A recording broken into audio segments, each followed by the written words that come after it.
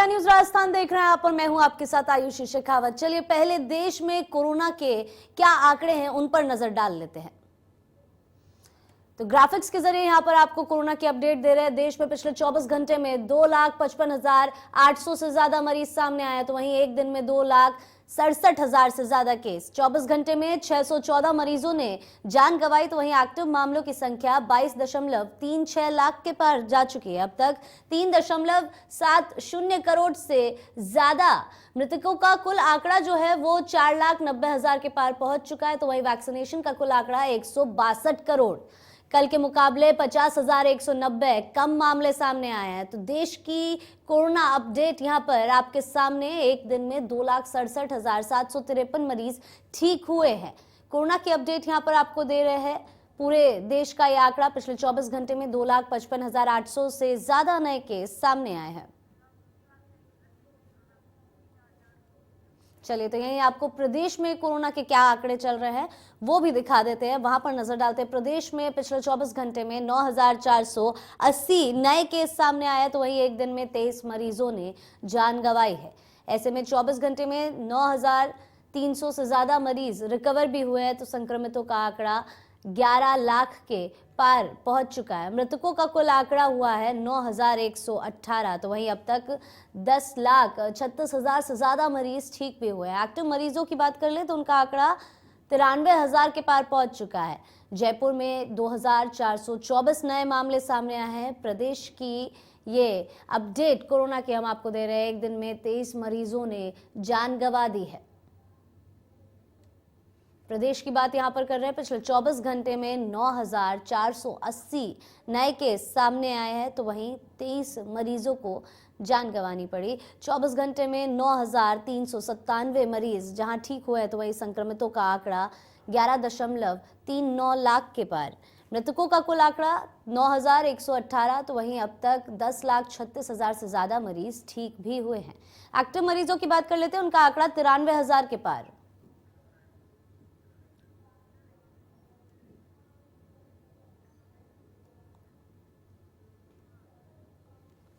तो प्रदेश की यहां पर बात कर रहे हैं। कोरोना की अपडेट रफ्तार जो है वो धीमी होती हुई नजर आ रही है।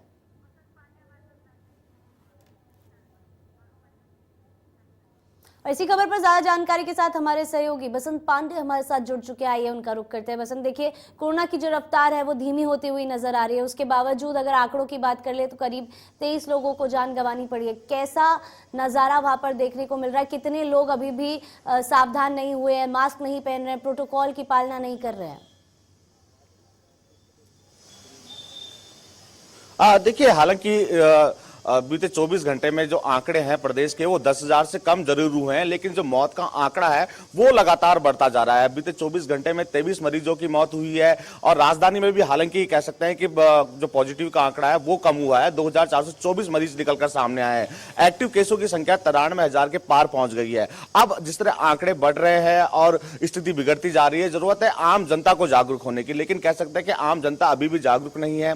बाजारों में, पर्यटन स्थलों पर लोगों की भीड़ साफ तौर पर देखने को मिल रही है। मुख्यमंत्री, चिकित्सा मंत्री और चिकित्सा विभाग लगातार लोगों से अपील करने में लगा है, अगर कोरोना का खात्मा करना है तो सबसे पहले आम जनता को जागरूक होना पड़ेगा, क्योंकि सरकार ने तो अपने स्तर पर संसाधनों को दुरुस्त कर लिया। लगातार अपील की जा रही है, घर घर जाकर वैक्सीनेशन का काम भी किया जा रहा है। घर घर जाकर आशा सहयोगियां, नर्सेज जो है लोगों को जागरूक भी कर रही है, लेकिन अभी भी कह सकते हैं कि आम जनता जागरूक नहीं है। सरकार की ओर से वीकेंड कर्फ्यू भी लगाया गया है, लेकिन उसका असर भी देखने को नहीं मिल रहा है। बाजारों में सोशल डिस्टेंसिंग की पालना नहीं हो रही है, मास्क का उपयोग नहीं हो रहा है। हालांकि सरकार ने टेस्टिंग का दायरा भी बढ़ा दिया, वैक्सीनेशन का दायरा भी बढ़ा दिया। जयपुर प्रथम और द्वितीय में हालांकि 8 मोबाइल वैन भी लगाई है। मोबाइल वैन के जरिए लोगों को वैक्सीनेशन भी किया जा रहा है, लेकिन जरूरत है आम जनता को जागरूक होने की, क्योंकि मुख्यमंत्री ने साफ तौर पर कहा है जब तक आम जनता जागरूक नहीं होगी तब तक जो है आंकड़े में बढ़ोतरी साफ तौर पर देखने को मिलेगी। हालांकि आंकड़ों में जरूर कमी आई है बीते 24 घंटे में, लेकिन जो मरने वालों की संख्या है वो लगातार बढ़ती जा रही है। बीते 24 घंटे में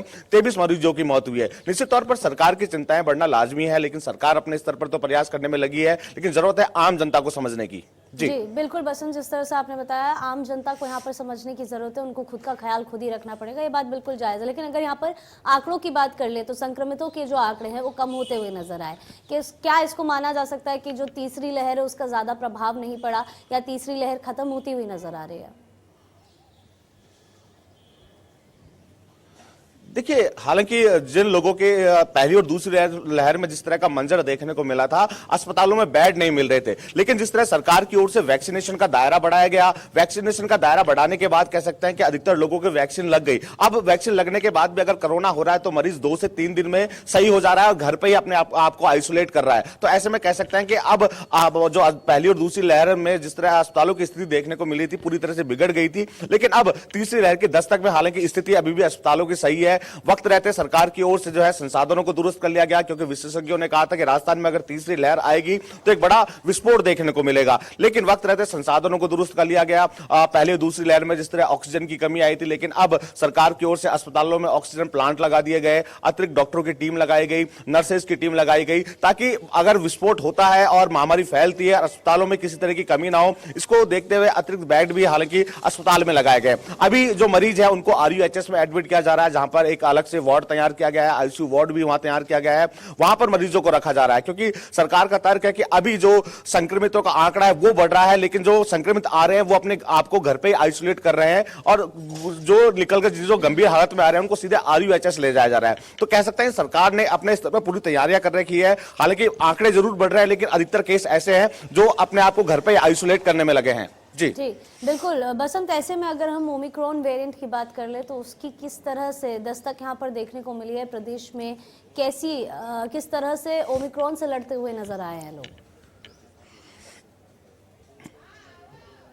देखिए, हालांकि डॉक्टरों का साफ तौर पे कहना था ये ओमिक्रॉन जो वायरस है ये 3 गुना तेजी से फैलता है। एक साथ 7 लोग, जो अगर कोई मरीज संक्रमित है ओमिक्रॉन का तो एक साथ 7 लोगों को संक्रमित करता है। हालांकि अब ओमिक्रॉन के आंकड़े सरकार की ओर से नहीं दिए जा रहे हैं। सरकार का तर्क है कि ओमिक्रॉन और जो कोरोना वेरिएंट है उन दोनों के सिम्टम एक जैसे हैं, तो कोरोना के जो आंकड़े आ रहे हैं उनको ही ओमिक्रॉन माना जाए। हालांकि आंकड़े जरूर बढ़ रहे हैं, लेकिन बीते 24 घंटे में राहत देने वाली खबर यह है कि 10,000 से कम आंकड़े जो है राजस्थान में निकलकर सामने आए और राजधानी में भी आंकड़ों में कमी आई है। लेकिन चिंता का विषय यह है कि मरने वालों की संख्या लगातार बढ़ती जा रही है। अभी भी जो है एक्टिव केसों की संख्या 93,000 के पार है। मुख्यमंत्री लगातार अपील कर रहे हैं, तमाम जनप्रतिनिधि अपील कर रहे हैं, लोगों से गाइडलाइन की पालना करने की अपील कर रहे हैं, लेकिन कह सकते हैं कि अभी भी सूबे की जनता जागरूक नहीं है। अगर जनता जागरूक नहीं होगी तो आंकड़े और बढ़ते जाएंगे और एक बड़ा विस्फोट देखने को मिलेगा। बाजारों में जो है लोगों की भीड़ काफी देखने को मिल रही है। पहली और दूसरी लहर में जिस तरह पुलिस प्रशासन फील्ड में उतरा था, चालान काटे जा रहे थे, चालान के बहस से कहीं ना कहीं